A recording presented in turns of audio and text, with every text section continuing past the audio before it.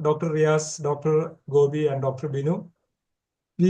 Everyone, we know that it is not a substitute for our bedside clinics, but it gives us the opportunity to hear from great teachers from the comfort of our home. I would like to welcome Ananda Keshavan sir, scientific convener.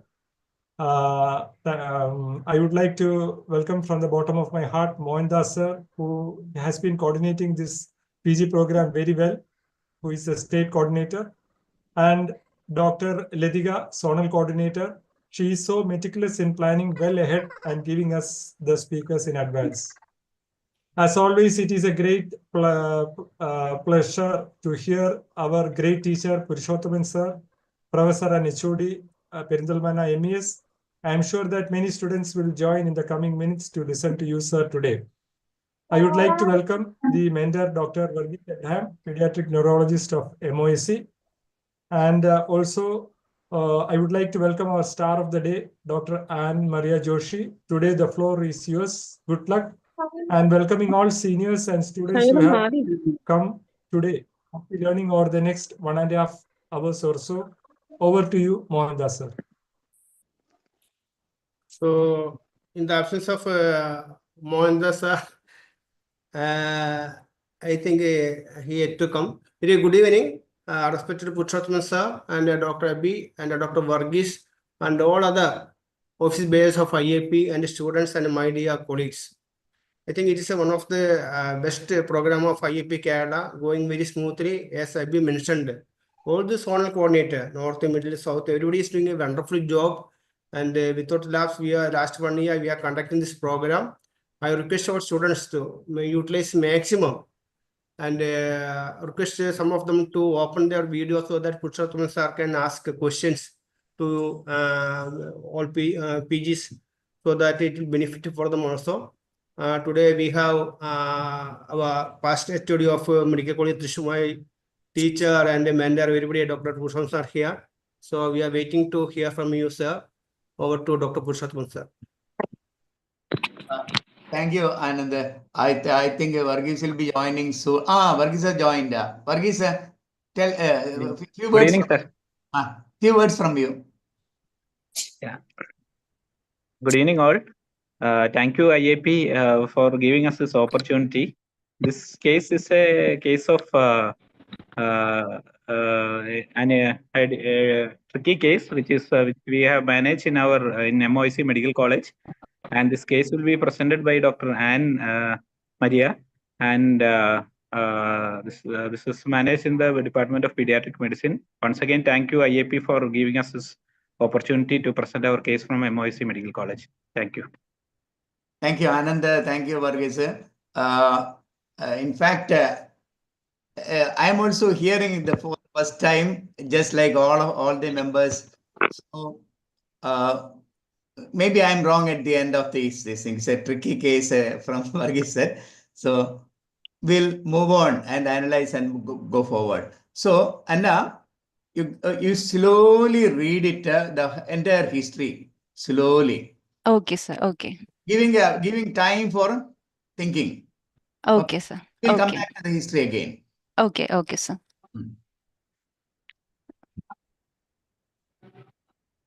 Make it full screen, I think.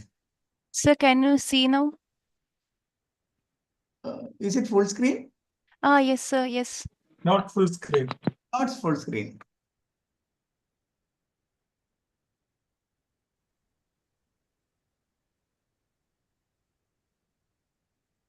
If it's a difficulty, you can go ahead. Okay.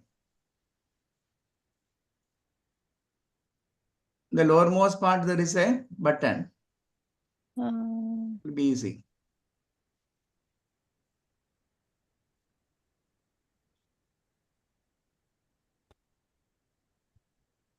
Sir. You couldn't see?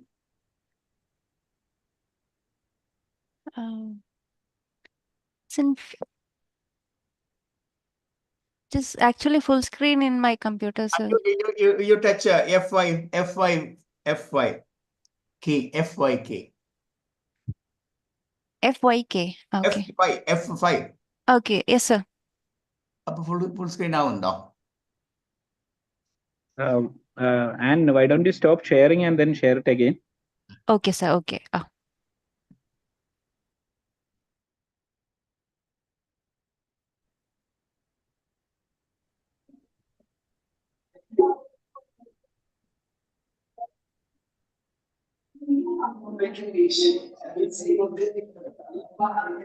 Varghese, somebody should be there in charge to mute everyone when there is a sound. Okay. Sir, is it able to see now, sir? Yeah, yeah. Yeah, Okay. it is okay. Okay, sir. Okay. So this is a 2-year, 5-month-old male child residing at Venmani whose informant is mother and information is reliable. Came with presenting complaints of cough and upper respiratory symptoms since 4 days, fever since 1 day, and paucity of right upper limb movements since 4 hours prior to admission. History of present illness. Child was apparently well 4 days back. Then child developed cough and upper respiratory symptoms. Cough was wet and productive with no post-acute vomiting. Upper respiratory symptoms in the form of yellowish nasal discharge. And on day 3, child developed fever which is of high grade intermittent. And on day 4 morning, mother noticed paucity of right upper limb with difficulty in holding objects with his right hand and could not raise his right arm above the shoulder. On day 5 of illness, after admission, parents notice weakness of the both lower limbs, sparing the left upper limb. On day 6, child had difficulty in getting up from the bed and difficulty in turning head from one side to another. Child has reached nadir of weakness by day 6, bedridden and non-ambulatory. There is no history of ptosis, squinting, difficulty in chewing food, facial asymmetry, inability to close eyes, deviation of angle of mouth, difficulty in hearing, swallowing, change in voice, nasal regurgitation or deviation of tongue. No history of any bowel or bladder disturbance. No history of breathing difficulty. No history of easy fatigability, waxing and waning of symptoms, and restriction of extraocular movements. Don't be fast, slowly. We are all hearing it for the first time. Don't read it. Slowly move. Okay. Then no history of vomiting, headache, seizure, altered sensorium. No history of tightness or intermittent twisting movements. No history of diarrhea, sweating, or flushing. No history of trauma to spine. No history of injury to neck or mouth by pencil or hard objects. No history of sudden onset of irritability before the weakness. No history of bluish discoloration of lips, sucrose cycle, excessive sweating during the feeding. There is no history suggestion of ingestion of honey or canned food substance. There is no history of recent travel to hilly or tropical thick forest or sleeping in the floor or insect or sting bite. There is no history of swelling in the neck, sore throat with patch. Also, there is no history of any rash, photosensitivity and joint pain. No history of any abdominal pain, altered urine color or behavioral symptoms. No history of heavy carbohydrate meal or heavy exercise before the onset of symptoms. No history of similar episode in the community. No history of recent vaccination, IM injections or dog bite. Coming to past history, history of fever and upper airway symptoms since past 2 months. No history of similar episode in the past. Antenatal history. First child of non-consanguineous marriage with no maternal comorbidities, normal antenatal scans. Natal history. It's a term baby, full-term normal vaginal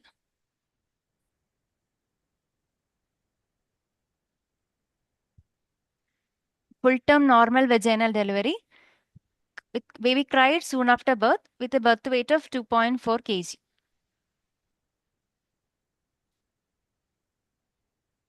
Postnatal history, no NICU admission, received phototherapy. Development history, all milestones attained up to age, no developmental delay. Currently, child is able to run around, recite rhyme, drive by day, and able to scribble. Diet history. Expected calories 1060 kilocalories per day with a protein of 17 grams per day, and obtain 1000 kilocalories per day with a protein of 15 grams per day. There is a deficit of 60 kilocalories per day with a deficit of 2 gram proteins per day. Immunization history. Immunized up to age with the last dose at 16 months. BCG scar present. No adverse effects following immunization. Family history. No history of similar complaints in the family. Socioeconomic history. Mother studied up to degree, now housewife. Father studied up to +2, works in a factory. BPL ration card. Source of drinking water is from well. Socioeconomic class, lower middle class according to modified Kuppuswamy classification. Summary. It's a 2-year, 5-month-old male child, first born to non-consanguineous married parents, developmentally normal, immunized up to age, presented with complaints of acute weakness of right upper limb, extending to both lower limbs, with involvement of trunk and neck muscle associated with febrile illness. Okay. Go back to this first part of the case. So in short, previously normal 2.5-year-old boy child is developing weakness sequentially starting from the right upper limb, then progress to right lower, left lower, but sparing the left upper limb. And the craniofacial territory is entirely normal. There was no signs of a sensory or behavioral changes or any cranial territory, perfectly normal. And from what you mentioned was at the beginning on, what was the cause of the illness over time? What happened over days? There is no need to your investigation result. Only thing is over time what happened. So in any history, when you are analyzing these things sequentially, you are answering, is it a neurological problem or is it something else responsible for this thing other than neurological? In this case, that question is answered. No doubt there is a neurological problem. We cannot explain these situations with any pseudoparalysis situation. So second question, where is the lesion anatomically? And last question, what is the pathological basis of this thing and the functional status? Sequentially, we'll be answering all the questions. For this, first thing is analyzation of the functional problem. Analysis of the functional, and based on that, where in the cranial axis the problem is. So, from that point, what is the cause of illness? What happened over time also is important. That is important to answer the basic pathological basis. Different pathological problems will progress over time and the cause will be different. So how many days the child was there in the hospital over time? Did she progress from the initial thing? How many days it took for the recovery, or is he perfectly normal after this thing? The overall cause is not mentioned in the history of presenting illness. So that was lacking in the history of presenting illness. Okay. Okay, sir. How many days the child was there in the hospital? This child was there for almost 3 weeks. 3 weeks. Over time, it progressed from the situation to weakness in the left upper limb also. No, sir. No, sir. From what you Initially, told, the left upper limb is fully normal. initially, weakness was in right upper limb, then progressed to left lower limb, then to right lower limb, and left upper limb was completely spared. There was involvement Right of upper limb, then right lower limb, then left lower limb. That's the sequence? no, sir. First right upper limb, then Okay. left lower limb, then right lower limb. Left upper limb is totally spared, Yes, sir. Yes. including the distal and proximal part also. Left upper. Yes, sir. Yes, Okay. yes. There was weakness of the neck. Neck muscles and trunk muscles also. Neck muscle and Trunk muscles also. trunk muscle also weak. Respiratory involvement was there. No, sir. No, no. Breathing was perfectly normal. Yes, sir. Yes. Respiratory, both intercostal and diaphragm part was perfectly normal. Normal, sir. Normal. Okay. Was there any problem with no bowel or bladder problem? No, sir. No. Was there any evidence of autonomic problems? There is no history suggestive of that, sir. Nothing. Setting was normal. Yes, sir. Normal. Okay. Yes, yes, sir. No history suggestive of irregularity of the blood pressure or pulse from the history. Yes. No, Okay. sir. It is not there. Okay. So that is important because in this case, when you are analyzing, that autonomic disturbance is important because in the analysis, you are trying to analyze functional problems to rule out whether it is where exactly in the neuroaxis. Is there an involvement in the intracranial things or spinal cord or the peripheral things, for which we are depending upon the sensorium, seizures, race ICT features, and the cranial territory problems and altered sensorium and seizures.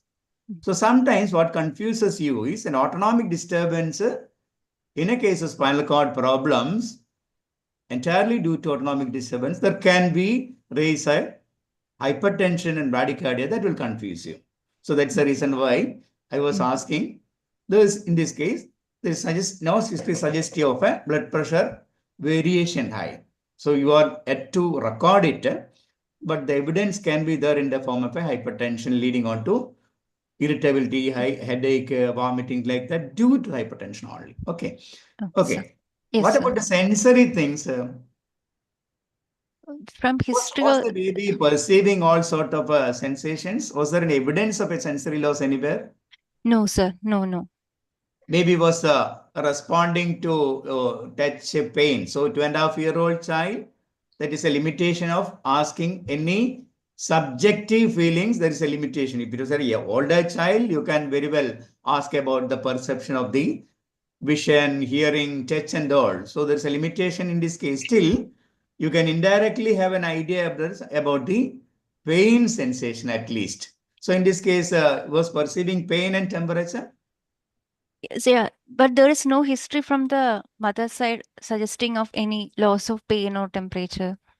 That you need to ask because we are trying to analyze. There is definitely a motor problem weakness and you need to analyze the weakness.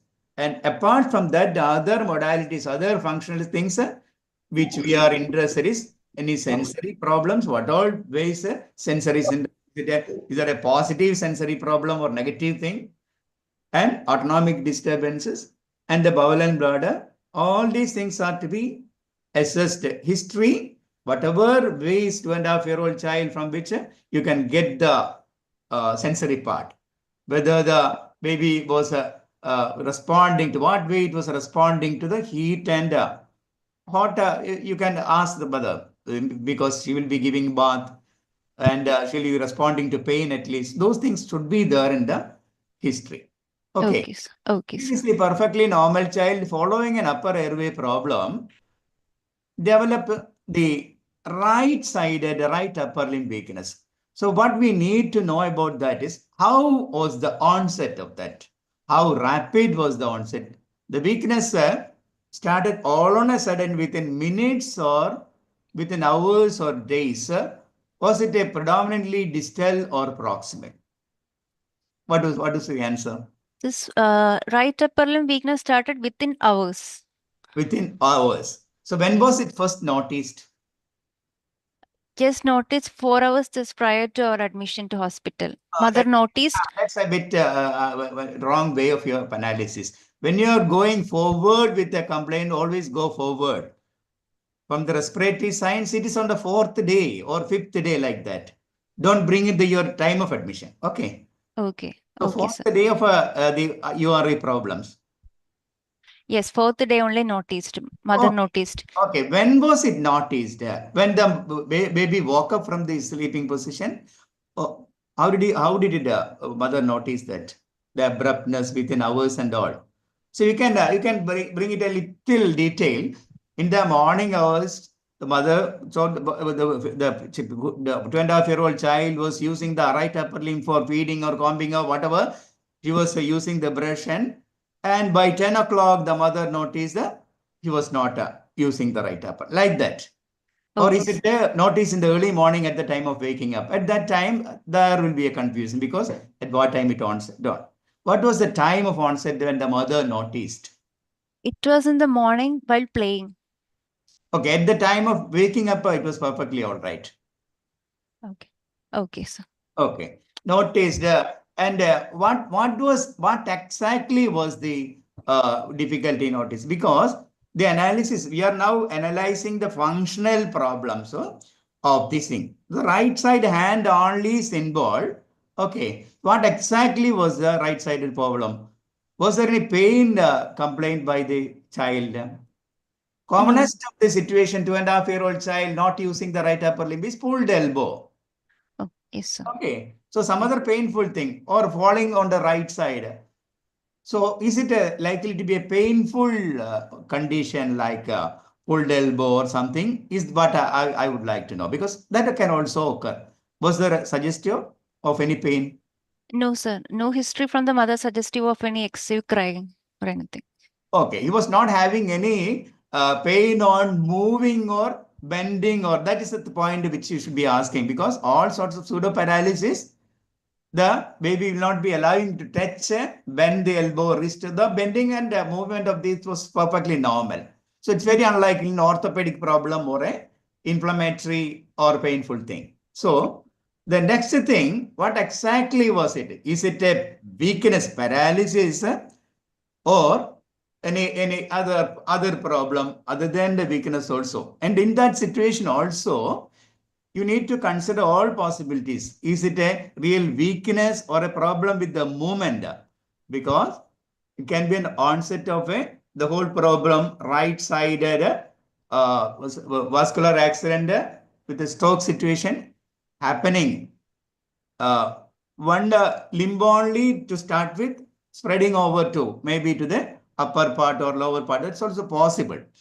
So it is persisting in that upper limb for more than how many hours? When was the second lower limb noticed? After how many hours? That got noticed on the next day. Next day, 24 hours, it remained like that only in the upper limb. Yes, sir. Yes. Okay. At that time, there was nothing in the cranial territory, no raised ICT or headache, irritability was not the child was having only problem of not using the upper limb. Okay. Yes, yes. At that time, was there any problems or sensory things complained by the child? No, sir. No, only No. weakness. Only So weakness was there. what exactly was the disability with the right upper limb? Is it a difficulty in holding something like a teaspoon or whatever with the holding by the fingers intact, but the problem with the raising of the shoulder at the shoulder, or is it the other way? There is difficulty in holding the objects with the right hand as well as in raising the arm. Both it is there. So which is more important? All the things equally, or is it more distal or more proximal? Uh, Proximal was more. Proximal was more. So what is the importance of this thing? So according to you, it's only right upper limb. Very interesting. It's not a common thing. Right upper limb only is having this problem. Left side is not there. No cranial territory. Right lower limb is normal. Trunk is normal. Neck is normal. At that time, at the onset of the weakness. Okay. Yes, yes, sir. Yes. Okay. So what is the condition which produces the whole right upper limb weakness all on a sudden evolving over hours only? Okay. It cannot be accounted by the pseudo paralysis situation. That's a Very, very interesting thing. So Yeah. there, is it a motor problem or motor plus sensory? Because we are thinking such a situation, you will be going to a brachial plexus situation. That's what comes to my mind at that situation. Yes. Okay. Okay. So that was the thing. In that situation, what we are interested is it weakness only or any sensory problem? In a 2.5-year-old child, very difficult to have a typical sensory analysis. You can't say there is no sensory problem. Obviously, from the history, it is not there. Okay. So at that stage, we considered what is the problem? Is it a pseudoparalysis? It's not pseudoparalysis. Is it a weakness or some other way? The movement, that's what I said. In an intracranial stroke or human type of problem, distal weakness will be more, and actually it's not weakness. It's an absence of movement. It's not weakness actually. So in this case, that is not the situation. It's a proximal weakness. So proximal means shoulder more, abduction, flexion, extension, all the movements of the shoulder are affected. Yes, sir. Yes. Flexion of the elbow was affected. Yes.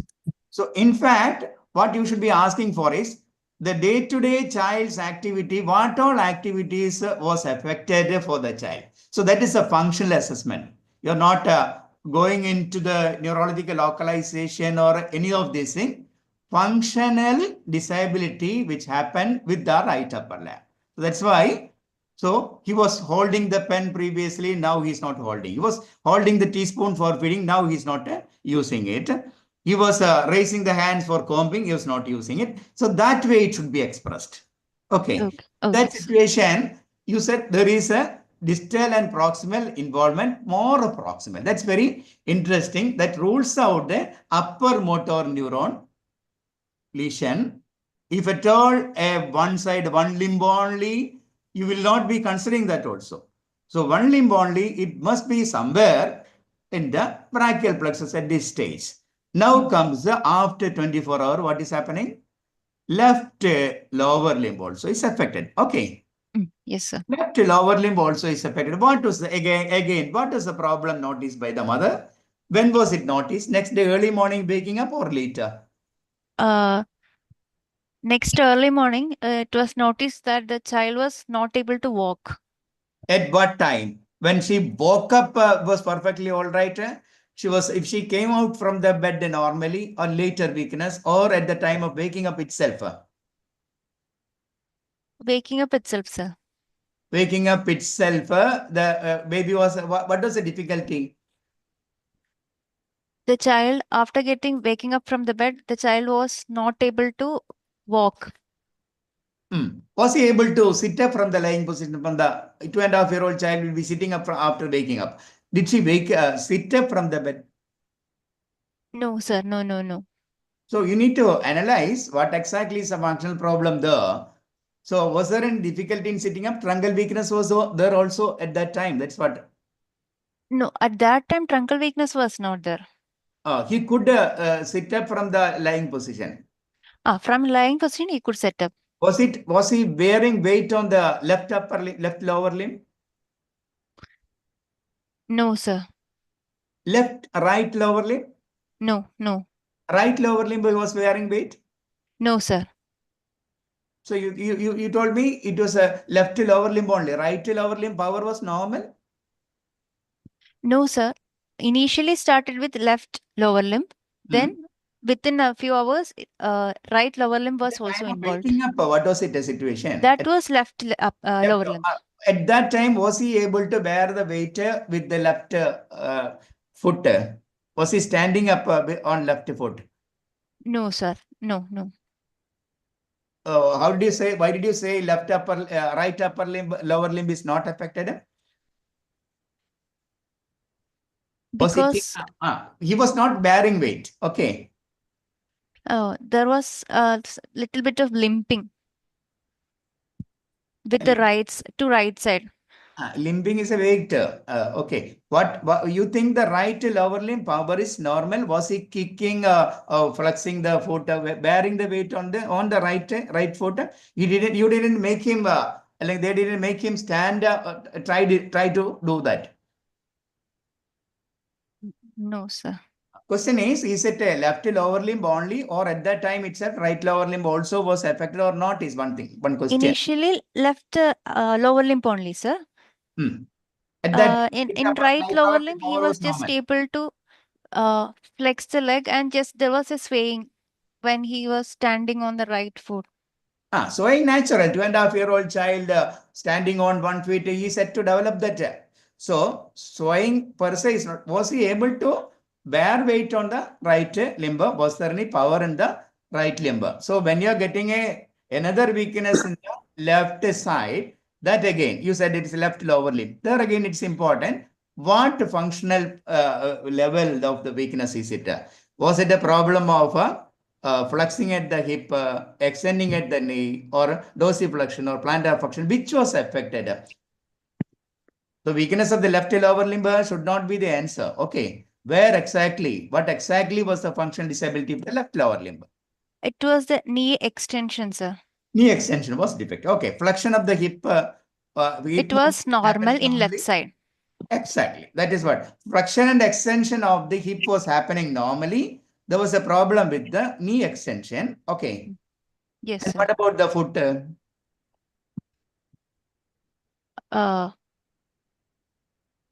Left side, sir. Yeah, left side. Okay. Left side, flexion was both side. It was normal, sir. But it was on the left side only. Left side, it was an extension of the knee only was defective. Foot was extension and flexion was normal.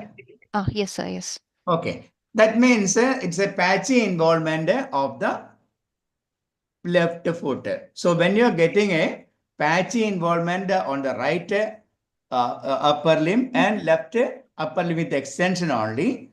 So that means two areas, totally different areas are involved. Okay. Yeah. Yes, sir. Now comes your possibility of the brachial plexus theory out, because you're having another weakness, definite weakness of the left lower limb. Okay. Then what happened? At that time, there was no pain. There is no pain. There was no pain, sir. Okay. Sensations was normal. Yeah, normal, sir. Okay. Then what happened? Then within few hours, within 2 to 3 hours, the right lower limb also there was a difficulty in flexing the hip and also the extension of the knee. Okay, flexing the hip and extension of the knee. Foot part was normal. Yes, sir. So here again the weakness was more in the proximal part, not the distal. Yes, sir. Okay. Okay. Then how it progressed? Mahesh, will you please mute? Then what happened? How it progressed? Then next day, then the mother noticed the child had difficulty to get up from the bed and also in turning the head to both sides. Okay. Then it is clear there is a progression of the weakness sequentially involving right lower upper limb, left lower limb, right lower limb again, and trunk and neck also is involved. Okay. Yes, sir. But it is totally sparing the left upper limb. Limb totally. There is no weakness at all in the left proximal also, distal also. He was able to do all the movements. Okay. Yes, sir. Yes. In that context, there is no sensory problem. Bladder was normal. Yes. Okay. What was the level of the truncal weakness? Was he able to turn to the sides? No, not able to sit up. He was not able to sit up. Neck was going forward. How much was the difficulty of flexors and extensors of the neck? Both were weak, sir. Flexors and extensors were weak. Sparing the respiratory muscles and the diaphragm. Okay. Yes. Cranial territory was all normal. Tongue Yes, was sir. normal. Swallowing was normal. Voice was normal. Yes. Okay. He was able to close the eyes. So cranial nerve territory entirely is normal. Yes, sir. Okay. You need not consider any of the intracranial brainstem part also. So everything is normal. Okay. But the neck weakness is the okay. Yes. Sparing the sensations. Okay. And how many days it progressed after this thing? What's pardon, sir? After that, after this involvement of the weakness, how many days it progressed and what other functional disability occurred later? No other disability, sir. No other. Was there any bladder bowel disturbance occurred any time? No, sir. No. Always it was continent normal. Yes. Yes. Okay. Sensory problem is not there. So in that context, where will you postulate the possibility with this functional problem? So most probably there must be a neurological involvement. Where exactly? One thing it is what is possible is spinal cord is possible. So you think always, definitely it's not a intracranial cortical brainstem. It's not, definitely not. Okay. Yes, sir. Spinal cord? It's Most a likely spinal cord. Yes, So sir. now, can you explain this thing? This is patchy involvement. Suppose in the previous century, what would have considered? Polio. Polio or polio-like viruses, because this is not a Non-enterovirus. patchy motor only situation, patchy involvement, weakness only. So first possibility in the previous century was polio. Then in this century again, polio-like the flaccid myelitis situation, acute flaccid myelitis with enterovirus, the Coxsackie, EBM, so many other viruses also behave like that. That is the most likely we'll be considering the possibility of an anti-Horn type of patchy involvement from this history so far.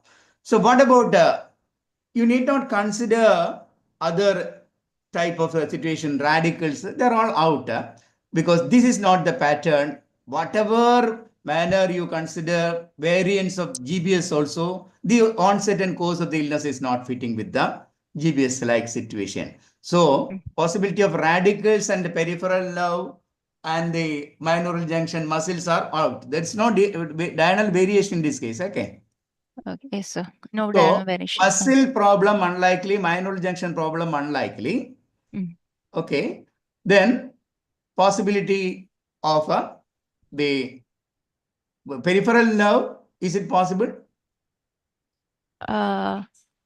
If at all, it must be mononeuritis multiplex situation.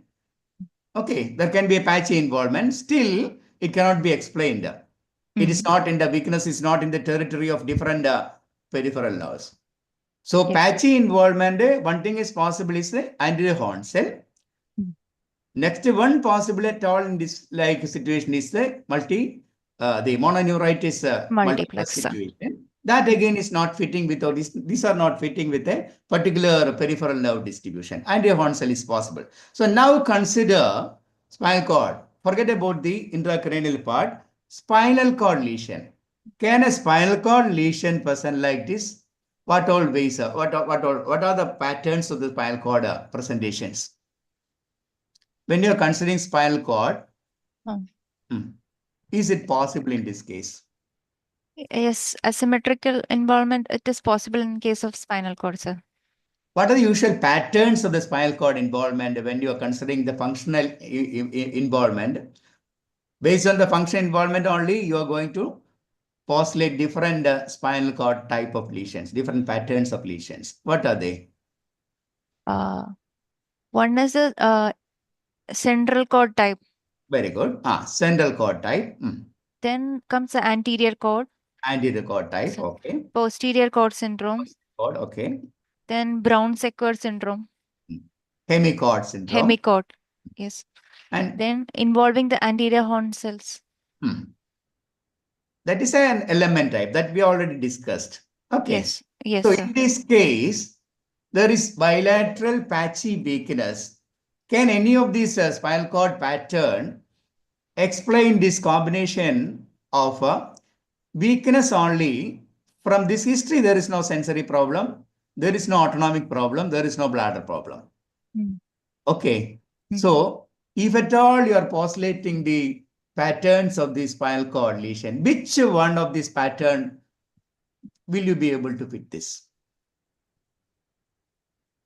Can you fit in with an anterior syndrome? Uh, What is the no, anterior syndrome? It's in in the anterior concert, in anterior not cord, anterior horn cell, anterior cord. cord. Ah, okay, spinal cord, anterior 2/3 in the Yes, sir. territory of the. In that case, there will be bilateral Definitely spinothalamic not tract possible and all will because be in. that involved all day. Definitely, you are not considering the pan-cord syndrome. Okay, pan-cord is out. Yes, sir. Next one possible is the anterior cord. Hmm. Anterior cord is in the anterior 2/3, where when there is a bilateral weakness, there must be all the other sensory tracts except the posterior column will be in this case no sensory involvement. Yes, sir. There is no bladder involvement. There is no autonomic problem. Okay. Yes. And there again, the involvement of the patchy left upper limb. Hello, sir. Mohandas ആണോ ഒച്ചെടുക്കണത്? മോഹൻദാസ് ആണോ ഒച്ചെടുക്കണത്? ആയിരിക്കില്ല. എന്താ പറഞ്ഞ? Hello, Okay. sir.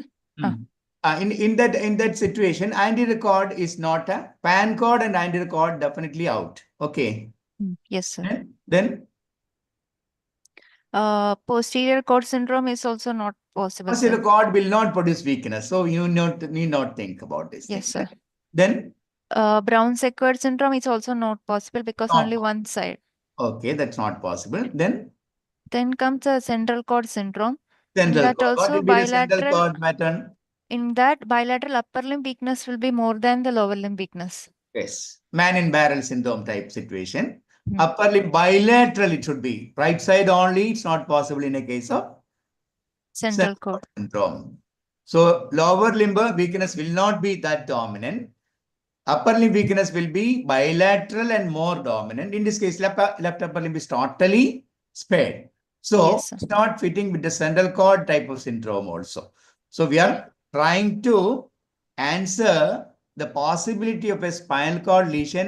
The classical type of spinal cord lesions cannot explain this bilateral lower limb weakness, right upper limb weakness.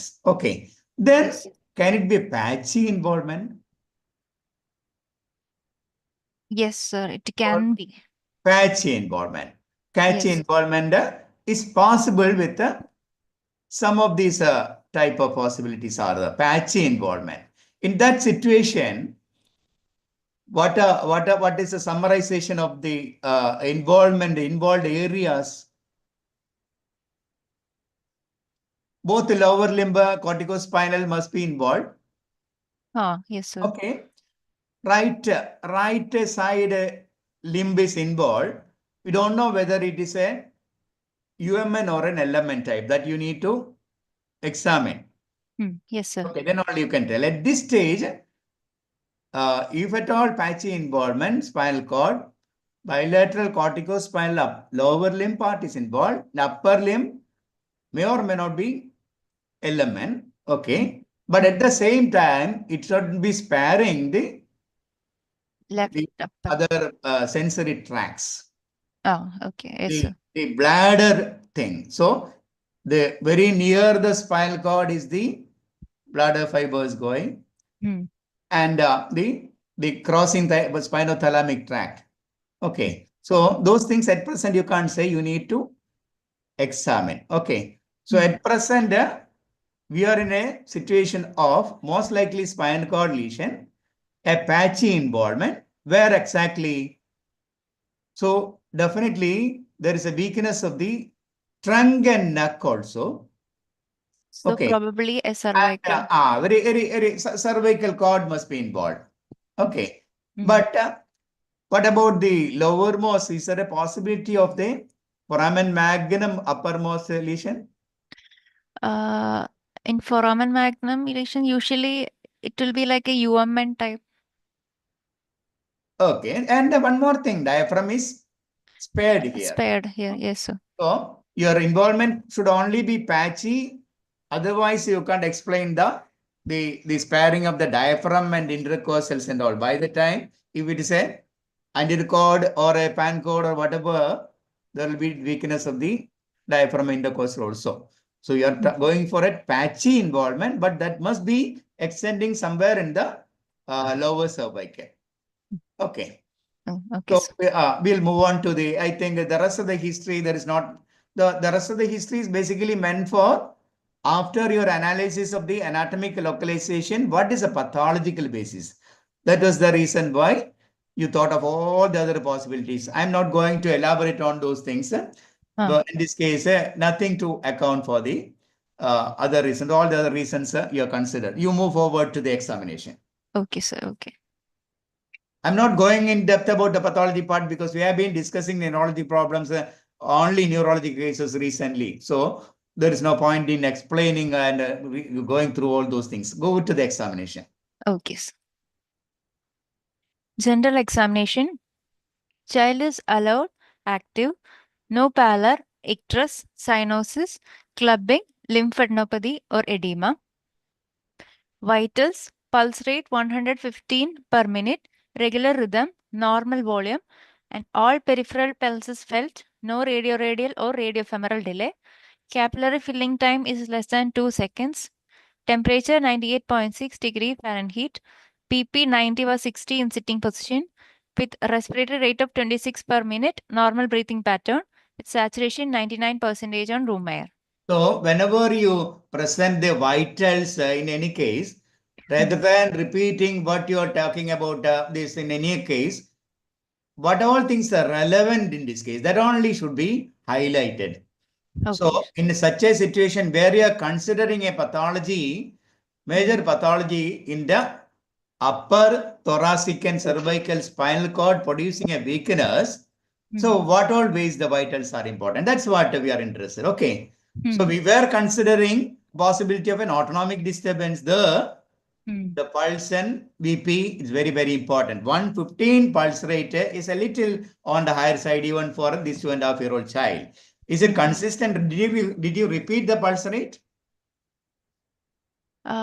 Yes, You sir. should be Yes. repeating the pulse rate. Yes, yes. Many times because it can be a tachybrady situation. There was no brady, sir. No Is it brady. persisting like that for at 115? That's what It was almost in the range of 100 to 115, sir. a little on the higher side. Was he on any drugs responsible for that? Was he febrile? Was he anemic? No, sir. No. So nothing could explain for the higher rate. Maybe the temperature. Was it temperature? You said there is no temperature.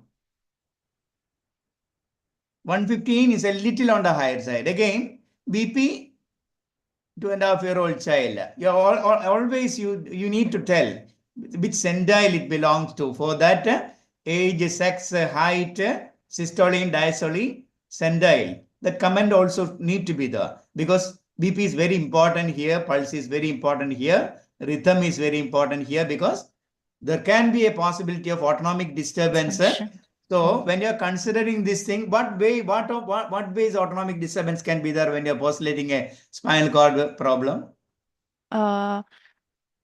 Autonomic fibers may get affected if it is in the region of thoracolumbar region. There will be hypotension and bradycardia. Need not always see hypotension. That becomes it in this case a bit unusual because when you are considering a pan cord type of a syndrome, pan cord, the entire spinal cord lesion is there. It need not be trauma always. It can be the necrotizing type of myelitis and other conditions also can produce the same thing.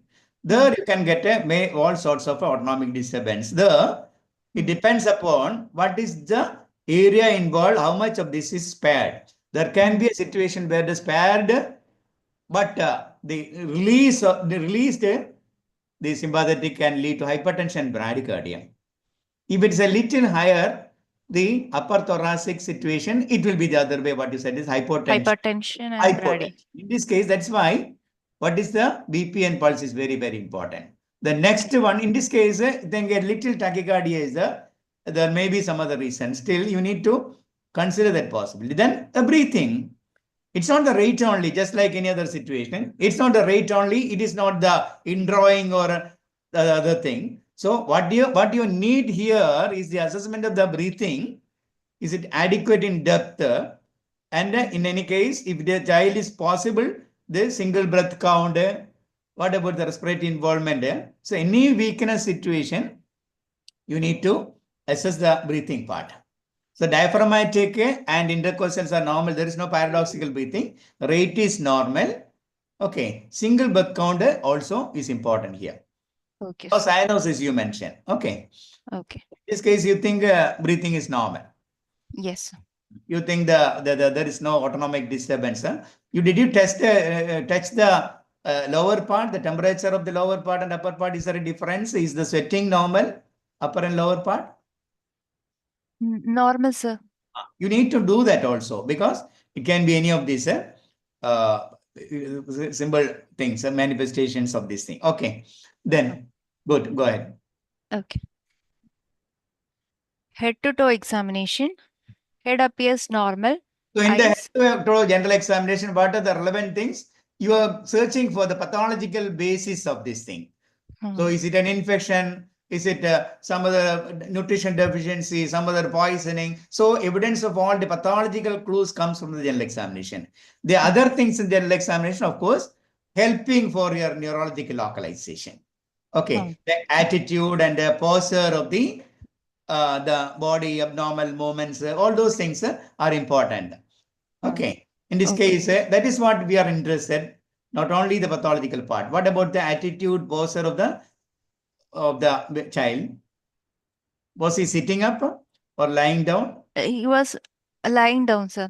He was bedridden, completely bedridden. Was the limbs moving at all? What was the attitude? Was in flexion? Because you heard of a situation like just sometimes going into flexion on touching, mass reflex coming and all. Because in this case, it was not there, not in any flexion or in extension. Attitude of the person is very important. Child is important. Yes. What was the attitude of the right and left lower limb? It was right was adducted. So that is what you are supposed to they mention in the general examination. It's not like any other general examination. Here, in a neurological problem, you need to tell the attitude, posture of the limbs because they are all giving the clues. Okay. Okay. And the neurocutaneous manifestations, all those things, that is the more important. Of course, the pathological basis, you get clue from the general examination. Okay. Any positive things here? No, sir, no. Okay, go ahead. Anthropometry? It's Your comment only. Your comment only. It was normal, sir. Normal. It's normal. Yes, sir. Nervous system examination.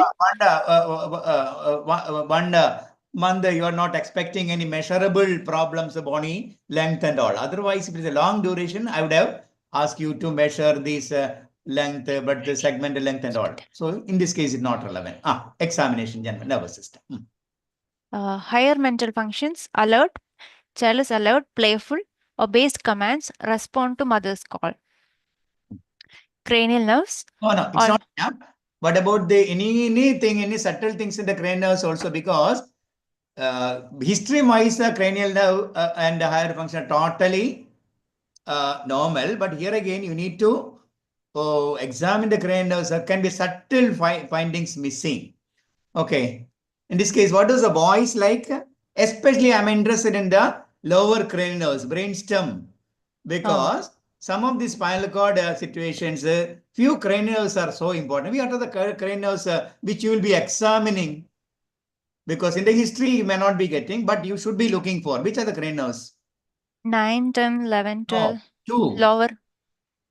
Vision is very important. Vision and fundus. Fundus. Okay.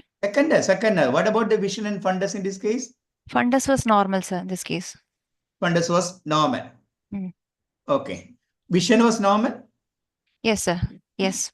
So those things are very, very important. There are many relevance for this thing. Hmm. Okay. Okay, So sir. many situations, this point is relevant. Again, extraocular movements are normal. Extraocular movements were normal. No ptosis. No ptosis, sir. Okay. Then which cranial nerves in the brainstem territory are important? Which Hello, sir. can be subtle and you will maybe missing. 7. 7. Very good. 7. Why you are missing 7? If it is bilateral, it is very difficult to Important identify. because bilateral facial weakness is likely to be missed. Which questions will you ask? What will you check? Blowing of cheek. Yes, blowing and using the straw and all. Okay, and on sleeping, fully Eye closure. to facial. Okay, then did you test the fifth sensations and motor? Fifth. Sensory, we were not able to assess for the 5th. Motor, there was no deviation of any jaw. Corneal or a- reflex. Corneal reflex was present, sir. Okay. Lower cranial nerves, tongue is normal, no fasciculation. No fasciculation. Speech is normal. Normal, sir. No good voice also. So, Yeah. according to you, lower cranial nerves are all normal. Yes, Okay. sir.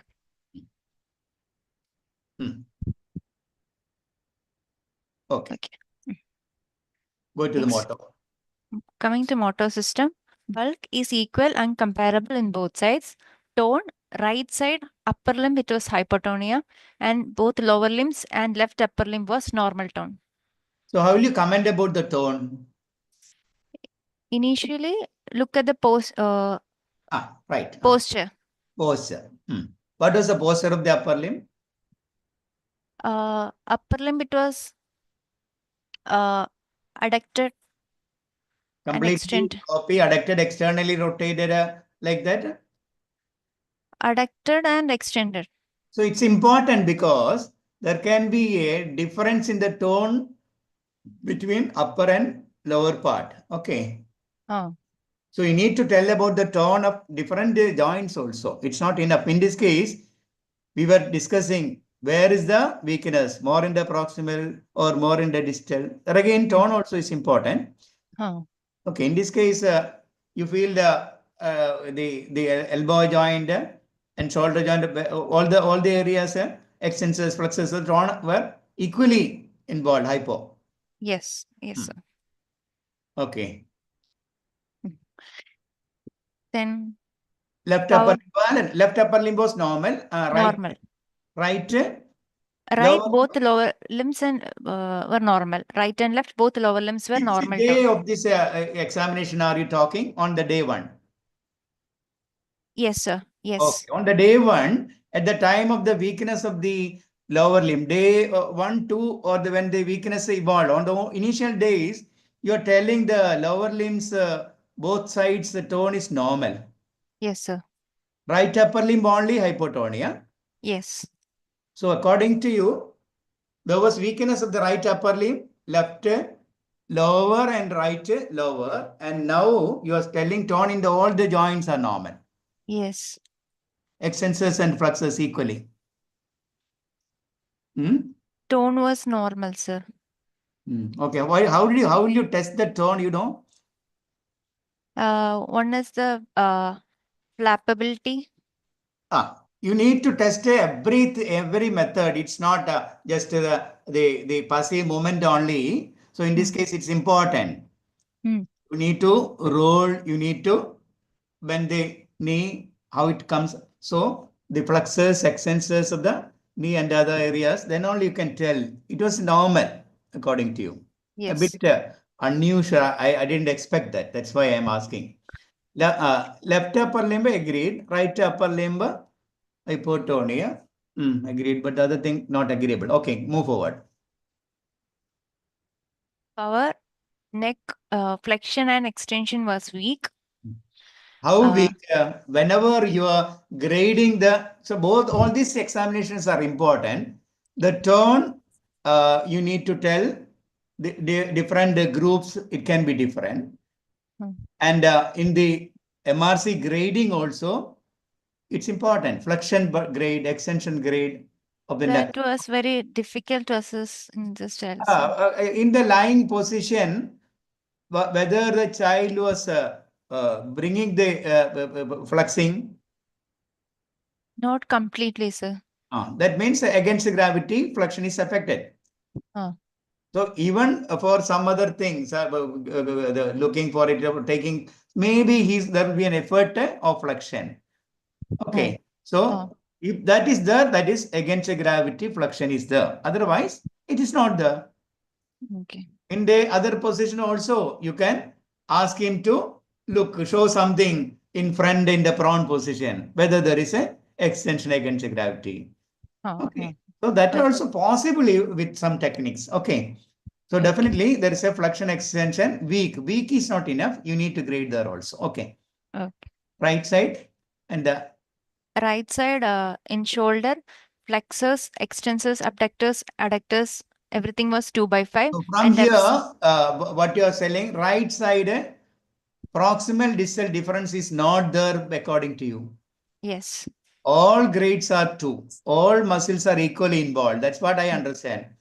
Yes, sir. All the groups of muscles are involved at the shoulders, at the elbow, and the extensors and the finger grip Right hand grip was weak. weak. That is 2 only. Pardon, sir? Grade 2 only. Yes, sir. Grade 2 only. So all the muscles are equally weak. There is no proximal distal difference. There is no extensor difference. Okay. Left side, left. Left, everything was 4/5, sir. Left. Oh, okay, right. It is 4/5 or 5/5. When you're talking Normal about power, we were not able to actually elicit.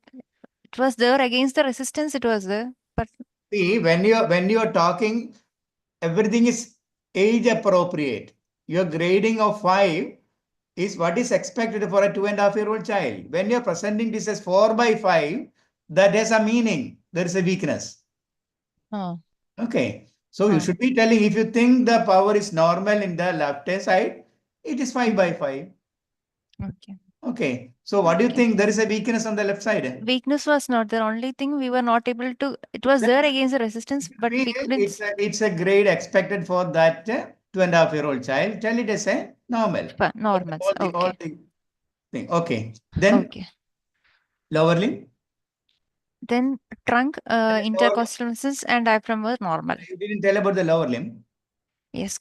Lower limb, right side hip flexor is affected. It is 2/5, and extends. It is not affected in left side. Extensors both were normal. Extensors of the hip. Hip were normal. Only right hip flexors were affected. In the knee, both extensors were affected. Both right and left extensors were affected. And in the ankle, both plantar flexion and dorsiflexion, it is 4/5.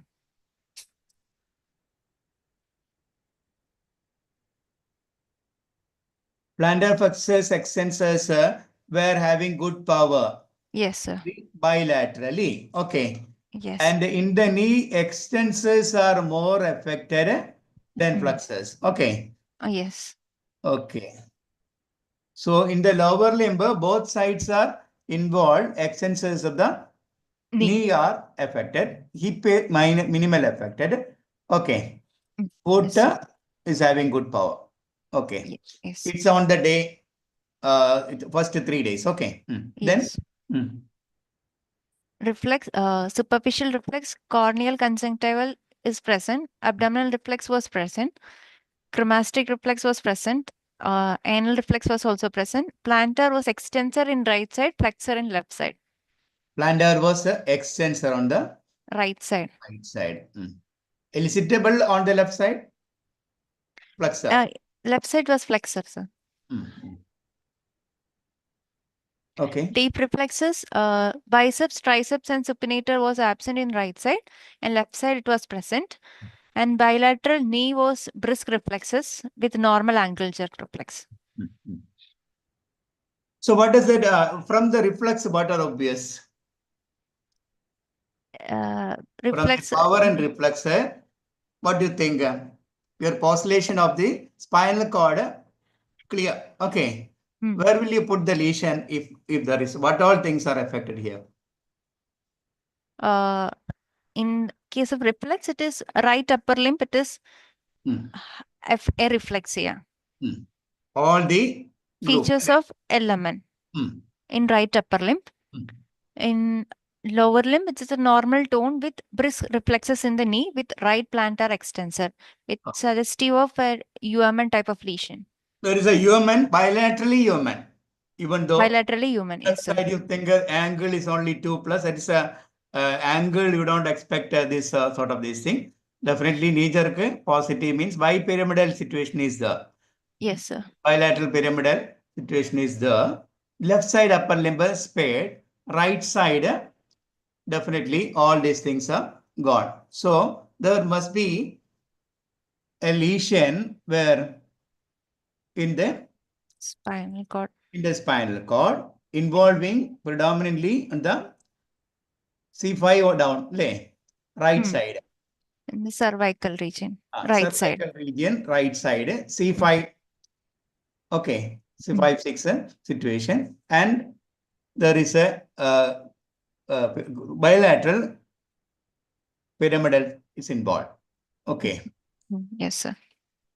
Right, left upper limb is spared, reflex wise also. Sensory system? Sensory, we couldn't assess, sir. We couldn't actually elicit properly. Pain temperature also, only from the history only. Okay. Yes, sir. Anal reflex Was present. tone of the anus was normal. Yes, sir. Abdominal reflex and cremastic was? Both present, sir. Present. Cremastic was present. Okay. Plantar right side was upgoing. Okay.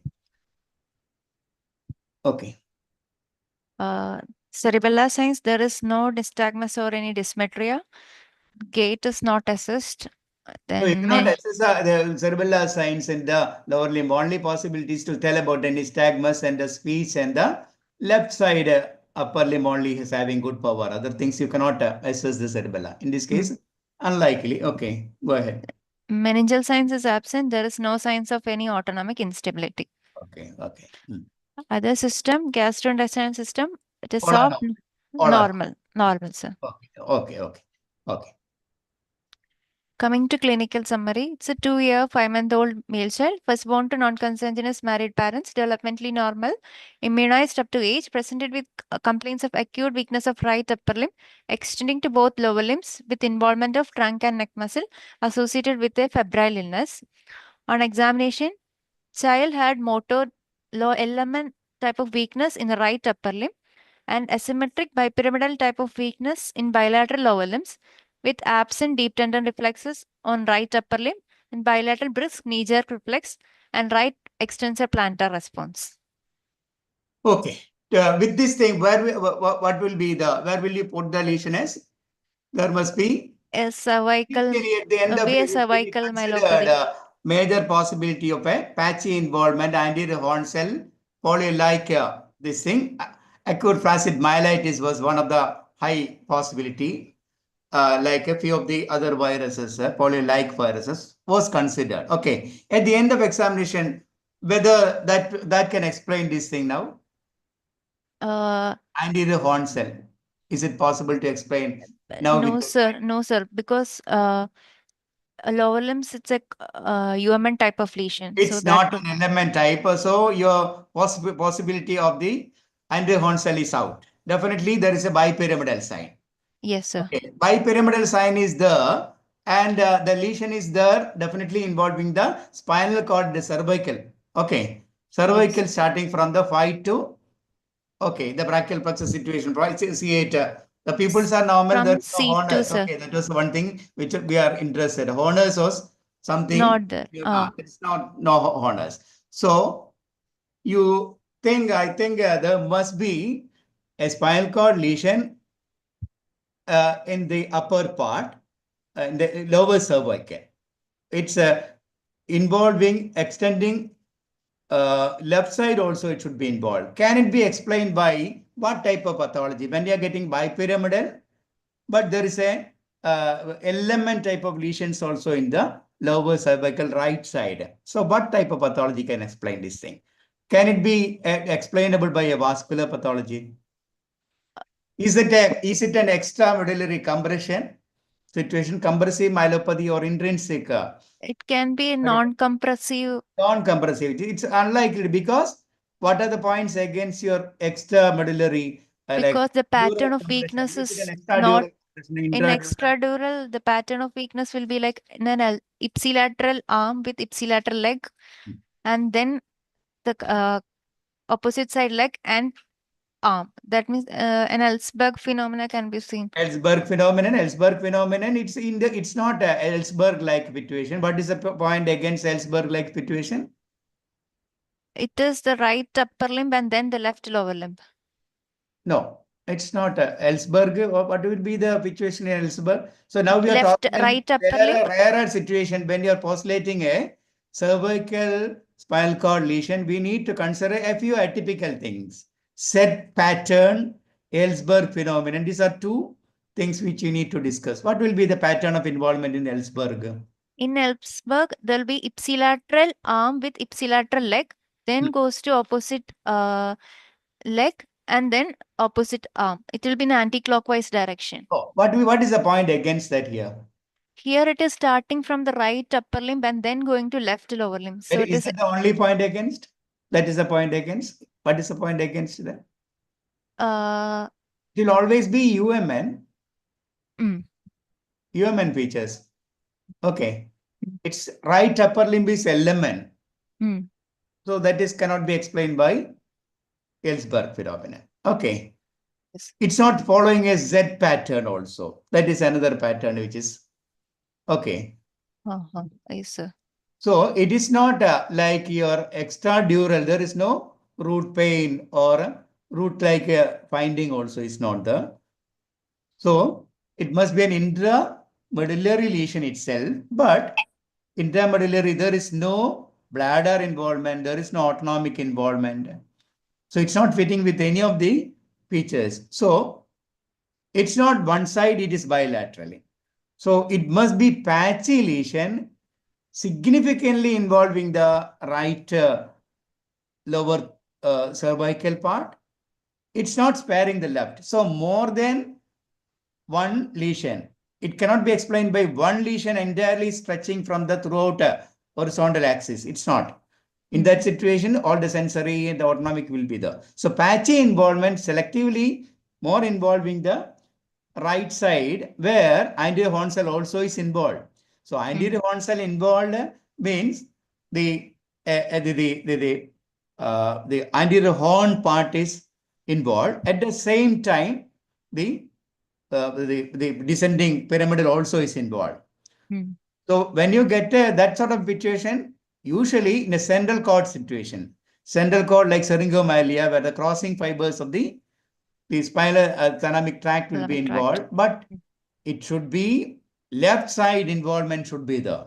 So central cord also cannot be explained. So in this case, patchy involvement is there more on right side only, damaging the anterior horn cell, extending from the C5 down to the maybe C7 on the right side, damaging the anterior horn cell, all these segments, and there is a pyramidal tract lesion. And there is a similar problem, but not damaging the anterior horn cell, but pyramidal is involved. So it must be a patchy involvement. So patchy involvement, not likely to be a vascular lesion. So not possibility of other conditions, short duration, rather evolving over hours and not significantly progressing over time. Is it recovering over time? Pardon, sir? What was the cause of the illness? We didn't consider that. You didn't tell also. Over months, then the child had a wasting in the right upper limb. the recovered, the weakness were recovered. Yes. So, Power was what is the power of the limbs now? Is there a recovery or a, what is it? lower limbs powers were recovered. Recovered. Lower He limbs it was can and recovered. walk now. Pardon, sir? He can he stand and walk? Yes, sir. Yes. So power of the lower limbs, both lower limbs improved over time. Yes. Yes. So that is because we wanted to know what is the pathological basis.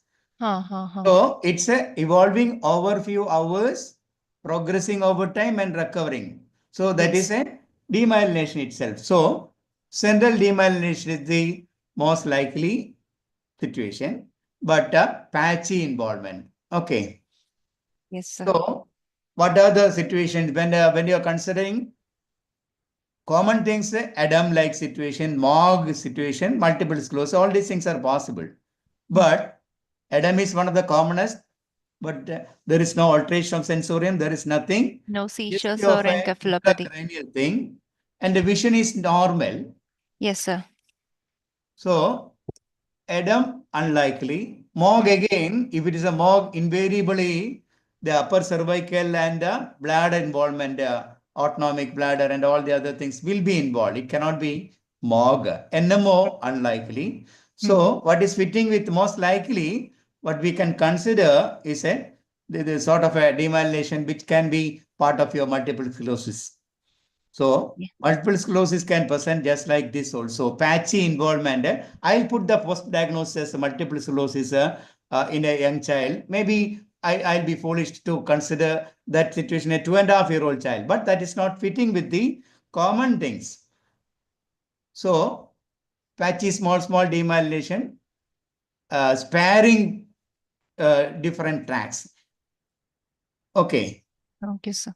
Element lesion is there in the destroying the lower cervical, and bilateral corticospinal is involved. Other sensory involvement is not there. The bladder is not there, and autonomic is not there. That sort of a Yes. patchy involvement cannot be explained by the transverse myelitis or Adam also it's not fitting. So we are going for the little rarer possibility in a 2.5-year-old child. So that is what I think. So I think we will move on to the what is the actual diagnosis. You go to the investigation part. Initially, the blood investigations. Routine routine counts were done. HP 12.7, WBC 16,300 with lymphocyte 50, neutrophil 39. Platelet was 4.2 lakhs with creat 0.4. SGPT was 16 and ESR was 43 with CRP 5. Sodium was 140 with potassium 4.6. Bicarb is 18. Chloride is 103. Calcium is 10.5. Phosphorus 5.8. It was normal. What is the positive finding in here? Only the WBC slightly raised total counts. Otherwise, everything was normal. ESR is a little on the higher side. CRP 5. Okay. May not be because you don't very unlikely vasculitis situation sometimes. But this is not a major point. Okay, go ahead. Other investigations. So what are the investigations you should be doing? Here again, definitely imaging is more important. Okay. MRI brain with whole spine screening was done.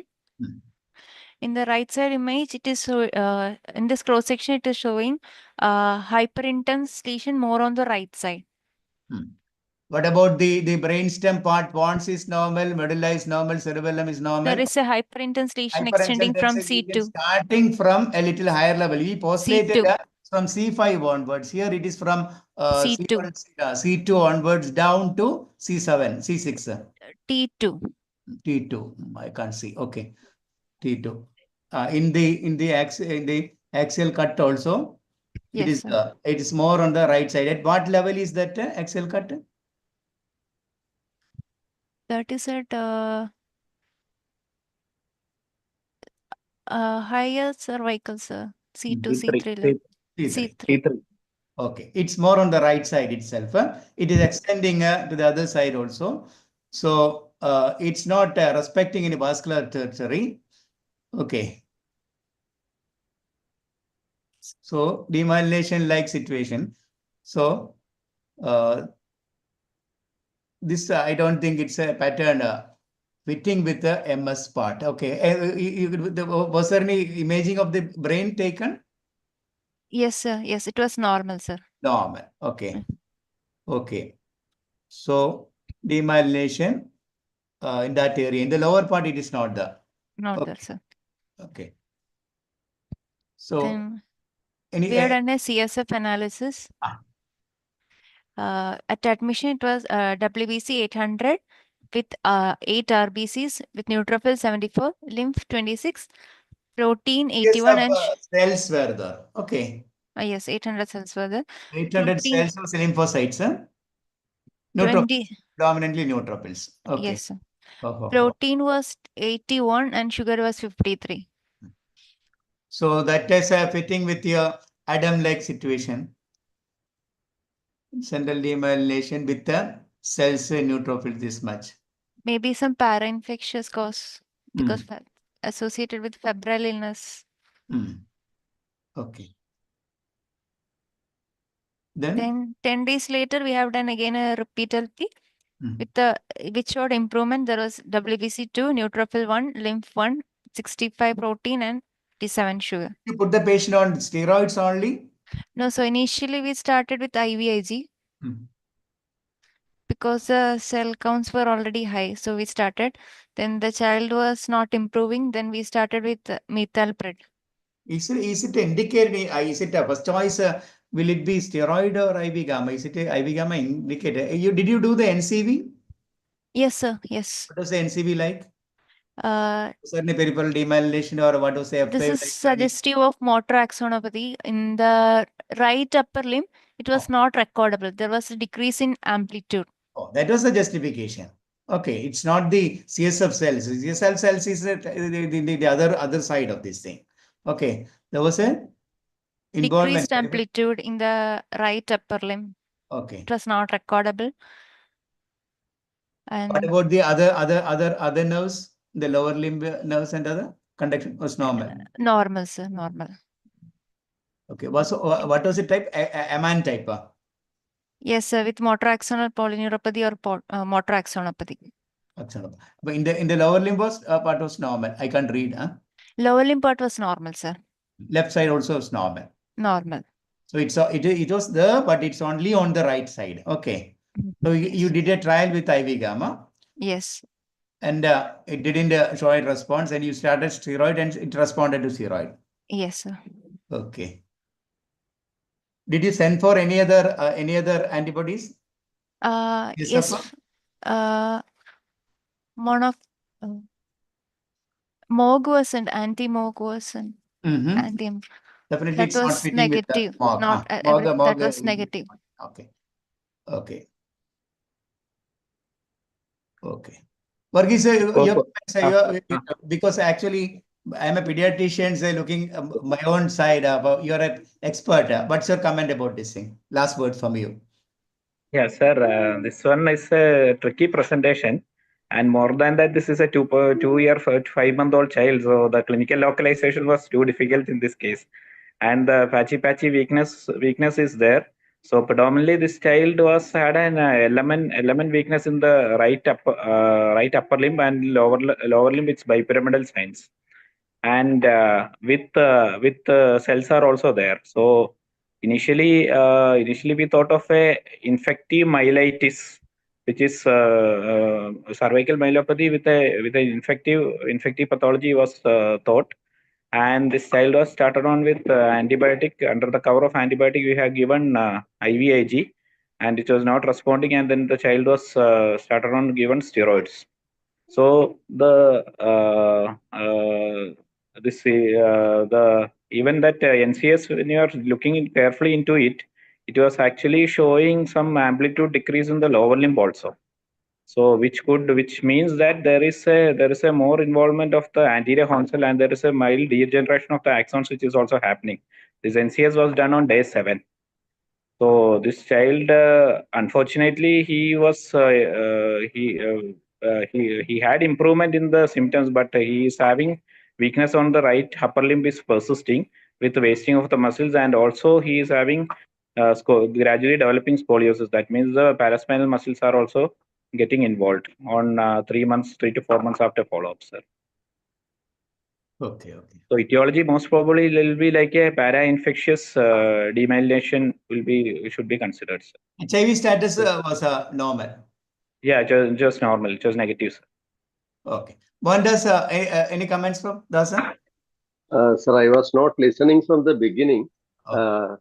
So should we consider, I think, can this be considered as an acute flaccid paralysis? Because in the upper limb, it is a element type of weakness, but lower limb, it is UMN, isn't it? Well, at the significant UMN is the, cannot explain that. Whether this Westnile, things like that can explain this?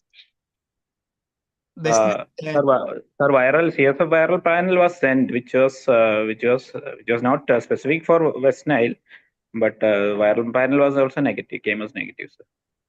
Okay. Even the non-polio enterovirus is also considered, which is also came as negative.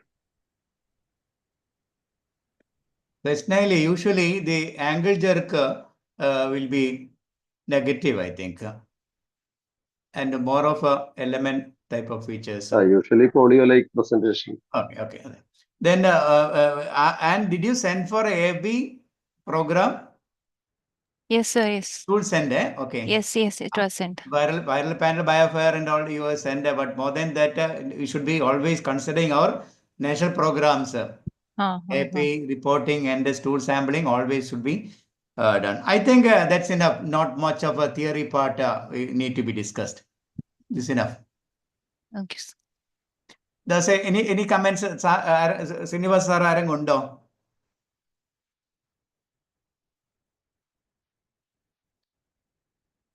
Someone is asking regarding the MRI report.